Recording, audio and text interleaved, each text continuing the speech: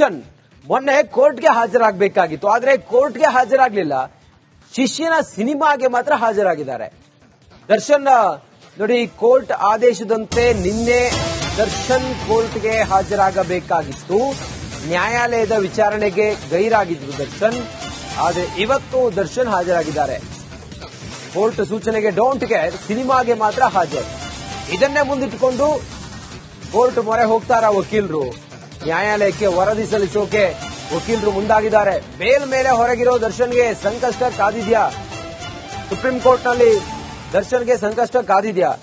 ಚಿತ್ರದುರ್ಗದ ರೇಣುಕಾಸ್ವಾಮಿಯನ್ನ ಭೀಕರವಾಗಿ ಹತ್ಯೆ ಮಾಡಿದ ಪ್ರಮುಖ ಆರೋಪಿ ನಟ ದರ್ಶನ್ ಕೋರ್ಟ್ ಸಮಯದ ಜೊತೆಲಿ ಆಟ ಆಡ್ತಾ ಇದ್ದಾರಾ? ನಿನ್ನೆ ಕೋರ್ಟ್ ಆದೇಶದಂತೆ ಬರಬೇಕಾಗಿದ್ದ ಕೊಲೆ ಆರೋಪಿ ನಟ ದರ್ಶನ್ ಬರಲಿಲ್ಲ.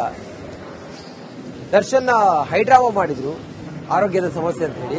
ಆದ್ರೆ ಇವತ್ತು ತಮ್ಮ ಶಿಷ್ಯನ ಸಿನಿಮಾವನ್ನ ನೋಡೋದಕ್ಕೆ ಹೋಗಿದ್ದಾರೆ. ಕೋರ್ಟ್ ಸಮಯದ ಜೊತೆಗೆ ಅಥವಾ ಕೋರ್ಟ್ ಕಲಾಪದಲ್ಲಿ ಆಟ ಆಡ್ತಿದ್ದಾರ ದರ್ಶನ್ ಹಾಗಾದ್ರೆ ಅನ್ನೋದು ಸಹಜವಾದಂತ ಪ್ರಶ್ನೆ. ನೋಡಿ, ದರ್ಶನ್ ಇವತ್ತು ಜಿಟಿ ಮಾಲ್ಗೆ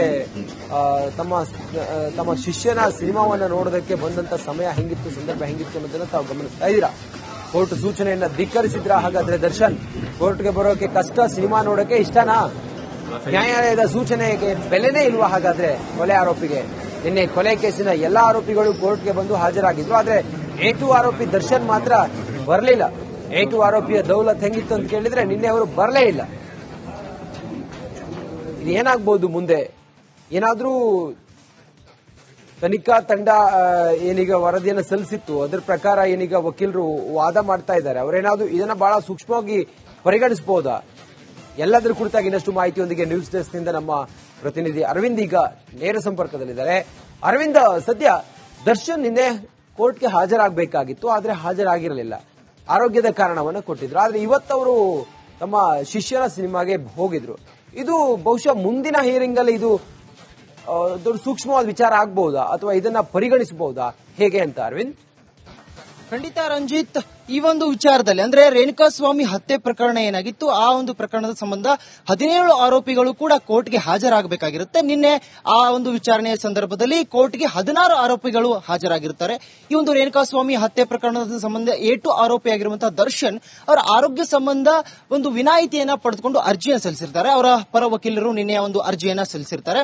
ಹಾಜರಾತಿಯನ್ನ ಮೆನ್ಷನ್ ಮಾಡೋಕ್ಕಿಂತ ಮುಂಚೆಯೇ ಅವರು ಆ ಒಂದು ಅರ್ಜಿಯನ್ನ ಸಲ್ಲಿಕೆ ಮಾಡಿರ್ತಾರೆ. ಈ ಸಂಬಂಧ ನಿನ್ನೆ ಅಂದ್ರೆ 57ನೇ CCH ಕೋರ್ಟ್ನ ನ್ಯಾಯಾಧೀಶರು ಕೂಡ ಈ ಬಗ್ಗೆ ಆಕ್ಷೇಪಣೆಯನ್ನ ಹಾಕ್ತಾರೆ, ಅಸಮಾಧಾನ ಕೂಡ ವ್ಯಕ್ತಪಡಿಸ್ತಾರೆ. ಈ ರೀತಿಯಾಗಿ ಮುಂದೊಂದು ದಿನ ಏನಾದ್ರೂ ಆದ್ರೆ ಅಂದ್ರೆ ಮುಂದಿನ ವಿಚಾರಣೆಯಲ್ಲಿ ಈ ರೀತಿ ಆದ್ರೆ ಕಠಿಣವಾದಂತಹ ಒಂದು ಕ್ರಮವನ್ನು ಕೈಗೊಳ್ಳಬೇಕಾಗುತ್ತೆ ಅನ್ನುವಂತಹ ಒಂದು ಮಾತನ್ನ ಕೂಡ ಹೇಳಿರ್ತಾರೆ. ಈ ಬಗ್ಗೆ ಅಂದ್ರೆ ಈ ಒಂದು ವಿಚಾರಣೆಗೆ ಸಂಬಂಧಪಟ್ಟಂತೆ ಈ ಹಿಂದೆ ಜಾಮೀನು ಅರ್ಜಿ ವಿಚಾರಣೆ ಸಂಬಂಧದಲ್ಲಿ ಎಲ್ಲರೂ ಕೂಡ ಹಾಜರಾಗಿರ್ತಾರೆ. ಅಂದ್ರೆ A1 ನಿಂದ A17 ವರೆಗೂ ಎಲ್ಲಾ ಆರೋಪಿಗಳು ಕೂಡ ಹಾಜರಾಗಿರ್ತಾರೆ. ಆದ್ರೆ ದರ್ಶನ್ ಅವರು ಕೂಡ ಈ ಒಂದು ವಿಚಾರಣೆಯಲ್ಲಿ ಅಂದ್ರೆ ಜಾಮೀನು ಅರ್ಜಿ ವಿಚಾರಣೆಯಲ್ಲಿ ಹಾಜರಾಗಿರ್ತಾರೆ. ಆದ್ರೆ ಈ ಒಂದು ಆ ಒಂದು ಜಾಮೀನಿನ ನಂತರದಲ್ಲಿ ವಿಚಾರಣೆಯಲ್ಲಿ ಹಾಜರಾಗಬೇಕಾದಂತಹ ಸಂದರ್ಭದಲ್ಲಿ ಅವರು ಆರೋಗ್ಯ ಸ್ಥಿತಿಯನ್ನ ಅವರು ಮೆನ್ಷನ್ ಮಾಡಿ ಆ ಒಂದು ಕಾರಣವನ್ನು ಕೊಟ್ಟು ಗೈರಾಗಿರುವಂತದ್ದು.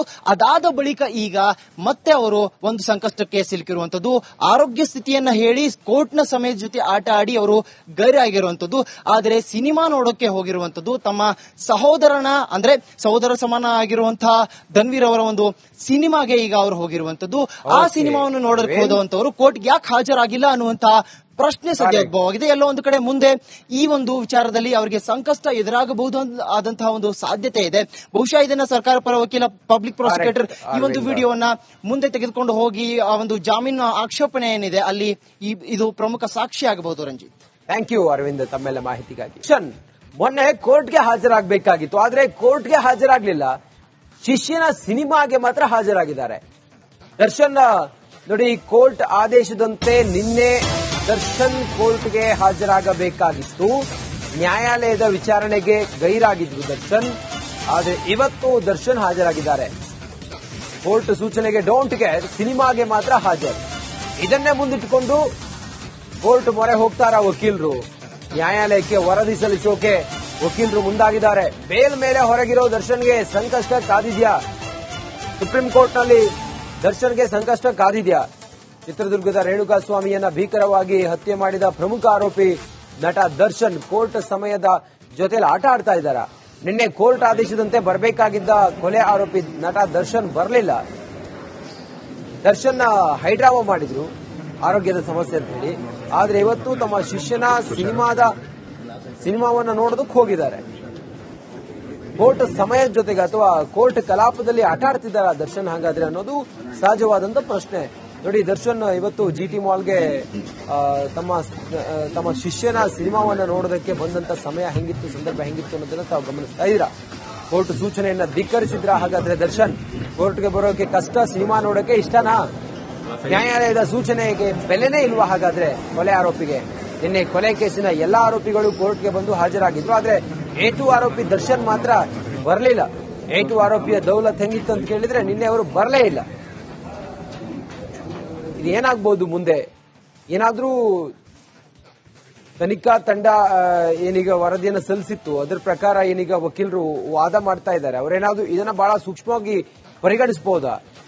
ಎಲ್ಲದರ ಕುರಿತಾಗಿ ಇನ್ನಷ್ಟು ಮಾಹಿತಿಯೊಂದಿಗೆ ನ್ಯೂಸ್ ಡೆಸ್ಕ್ ನಿಂದ ನಮ್ಮ ಪ್ರತಿನಿಧಿ ಅರವಿಂದ್ ಈಗ ನೇರ ಸಂಪರ್ಕದಲ್ಲಿದ್ದಾರೆ. ಅರವಿಂದ್, ಸದ್ಯ ದರ್ಶನ್ ನಿನ್ನೆ ಕೋರ್ಟ್ಗೆ ಹಾಜರಾಗಬೇಕಾಗಿತ್ತು, ಆದ್ರೆ ಹಾಜರಾಗಿರಲಿಲ್ಲ. ಆರೋಗ್ಯದ ಕಾರಣವನ್ನು ಕೊಟ್ಟಿದ್ರು. ಆದ್ರೆ ಇವತ್ತವರು ತಮ್ಮ ಶಿಷ್ಯನ ಸಿನಿಮಾಗೆ ಹೋಗಿದ್ರು. ಇದು ಬಹುಶಃ ಮುಂದಿನ ಹಿಯರಿಂಗ್ ಅಲ್ಲಿ ಇದು ದೊಡ್ಡ ಸೂಕ್ಷ್ಮವಾದ ವಿಚಾರ ಆಗಬಹುದಾ ಅಥವಾ ಇದನ್ನ ಪರಿಗಣಿಸಬಹುದಾ, ಹೇಗೆ ಅಂತ ಅರವಿಂದ್?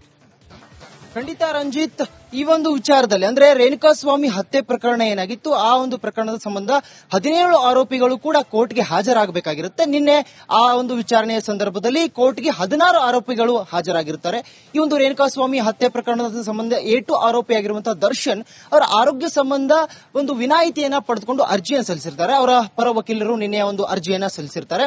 ಹಾಜರಾತಿಯನ್ನ ಮೆನ್ಷನ್ ಮಾಡೋಕ್ಕಿಂತ ಮುಂಚೆಯೇ ಅವರು ಆ ಒಂದು ಅರ್ಜಿಯನ್ನ ಸಲ್ಲಿಕೆ ಮಾಡಿರ್ತಾರೆ. ಈ ಸಂಬಂಧ ನಿನ್ನೆ ಅಂದ್ರೆ 57ನೇ CCH ಕೋರ್ಟ್ನ ನ್ಯಾಯಾಧೀಶರು ಕೂಡ ಈ ಬಗ್ಗೆ ಆಕ್ಷೇಪಣೆಯನ್ನ ಹಾಕ್ತಾರೆ, ಅಸಮಾಧಾನ ಕೂಡ ವ್ಯಕ್ತಪಡಿಸ್ತಾರೆ. ಈ ರೀತಿಯಾಗಿ ಮುಂದೊಂದು ದಿನ ಏನಾದ್ರೂ ಆದ್ರೆ ಅಂದ್ರೆ ಮುಂದಿನ ವಿಚಾರಣೆಯಲ್ಲಿ ಈ ರೀತಿ ಆದ್ರೆ ಕಠಿಣವಾದಂತಹ ಒಂದು ಕ್ರಮವನ್ನು ಕೈಗೊಳ್ಳಬೇಕಾಗತ್ತೆ ಅನ್ನುವಂತಹ ಒಂದು ಮಾತನ್ನ ಕೂಡ ಹೇಳಿರ್ತಾರೆ. ಈ ಬಗ್ಗೆ ಅಂದ್ರೆ ಈ ಒಂದು ವಿಚಾರಣೆಗೆ ಸಂಬಂಧಪಟ್ಟಂತೆ ಈ ಹಿಂದೆ ಜಾಮೀನು ಅರ್ಜಿ ವಿಚಾರಣೆ ಸಂಬಂಧದಲ್ಲಿ ಎಲ್ಲರೂ ಕೂಡ ಹಾಜರಾಗಿರ್ತಾರೆ. ಅಂದ್ರೆ A1 ನಿಂದ A17 ವರೆಗೂ ಎಲ್ಲಾ ಆರೋಪಿಗಳು ಕೂಡ ಹಾಜರಾಗಿರ್ತಾರೆ. ಆದ್ರೆ ದರ್ಶನ್ ಅವರು ಕೂಡ ಈ ಒಂದು ವಿಚಾರಣೆಯಲ್ಲಿ ಅಂದ್ರೆ ಜಾಮೀನು ಅರ್ಜಿ ವಿಚಾರಣೆಯಲ್ಲಿ ಹಾಜರಾಗಿರ್ತಾರೆ. ಆದ್ರೆ ಈ ಒಂದು ಆ ಒಂದು ಜಾಮೀನಿನ ನಂತರದಲ್ಲಿ ವಿಚಾರಣೆಯಲ್ಲಿ ಹಾಜರಾಗಬೇಕಾದಂತಹ ಸಂದರ್ಭದಲ್ಲಿ ಅವರು ಆರೋಗ್ಯ ಸ್ಥಿತಿಯನ್ನ ಅವರು ಮೆನ್ಷನ್ ಮಾಡಿ ಆ ಒಂದು ಕಾರಣವನ್ನು ಕೊಟ್ಟು ಗೈರಾಗಿರುವಂತದ್ದು. ಅದಾದ ಬಳಿಕ ಈಗ ಮತ್ತೆ ಅವರು ಒಂದು ಸಂಕಷ್ಟಕ್ಕೆ ಸಿಲುಕಿರುವಂತದ್ದು. ಆರೋಗ್ಯ ಸ್ಥಿತಿಯನ್ನ ಹೇಳಿ ಕೋರ್ಟ್ನ ಸಮಯದ ಜೊತೆ ಆಟ ಆಡಿ ಅವರು ಗೈರಾಗಿರುವಂತದ್ದು. ಆದರೆ ಸಿನಿಮಾ ನೋಡೋಕೆ ಹೋಗಿರುವಂತದ್ದು ತಮ್ಮ ಸಹೋದರನ ಅಂದ್ರೆ ಸಹೋದರ ಸಮಾನ ಆಗಿರುವಂತಹ ಧನ್ವೀರ್ ಅವರ ಒಂದು ಸಿನಿಮಾಗೆ ಈಗ ಅವರು ಹೋಗಿರುವಂತದ್ದು. ಆ ಸಿನಿಮಾವನ್ನು ನೋಡಕ್ಕೆ ಹೋದವಂತವರು ಕೋರ್ಟ್ಗೆ ಯಾಕೆ ಹಾಜರಾಗಿಲ್ಲ ಅನ್ನುವಂತಹ ಪ್ರಶ್ನೆ ಸದ್ಯ ಉದ್ಭವವಾಗಿದೆ. ಎಲ್ಲೋ ಒಂದು ಕಡೆ ಮುಂದೆ ಈ ಒಂದು ವಿಚಾರದಲ್ಲಿ ಅವರಿಗೆ ಸಂಕಷ್ಟ ಎದುರಾಗಬಹುದು ಆದಂತಹ ಒಂದು ಸಾಧ್ಯತೆ ಇದೆ. ಬಹುಶಃ ಇದನ್ನ ಸರ್ಕಾರ ಪರ ವಕೀಲ ಪಬ್ಲಿಕ್ ಪ್ರಾಸಿಕ್ಯೂಟರ್ ಈ ಒಂದು ವಿಡಿಯೋವನ್ನ ಮುಂದೆ ತೆಗೆದುಕೊಂಡು ಹೋಗಿ ಆ ಒಂದು ಜಾಮೀನು ಆಕ್ಷೇಪಣೆ ಏನಿದೆ ಅಲ್ಲಿ ಇದು ಪ್ರಮುಖ ಸಾಕ್ಷಿ ಆಗಬಹುದು. ರಂಜಿತ್, ಥ್ಯಾಂಕ್ ಯು ಅರವಿಂದ್ ತಮ್ಮೆಲ್ಲ ಮಾಹಿತಿಗಾಗಿ.